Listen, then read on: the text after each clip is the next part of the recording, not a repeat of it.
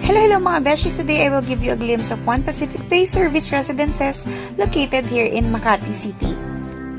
Malinis, maayos, at very spacious naman yung room na napunta sa amin. However, medyo nalilitan lang ako dun sa bed, pero okay rin na din mga besh. Okay na din for 2 adults and 2 kids yung room. At since nasa Makati tayo, malapit nga lang pala to sa lahat. So may nearby malls, merong mga restaurants, and convenience store. May water dispenser nga pala sila near the elevator. And meron din silang swimming pool na open from 6 a.m. to 10 p.m. daily. Maganda yung pool, marami ding iwanan ng gamit kasi maraming mga benches. And maganda rin naman yung CR. Marami lang talagang tao nung pumunta kami kasi holiday. Meron nga pala sila ditong gym, and as for the breakfast, medyo nakontian lang ako dun sa mga food choices. Pero kaya rin na, gusto ko yung ganitong gumigising for breakfast. Hehe. Nasa 3,000 nga pala tong binukong room. Ayun lang, buyers!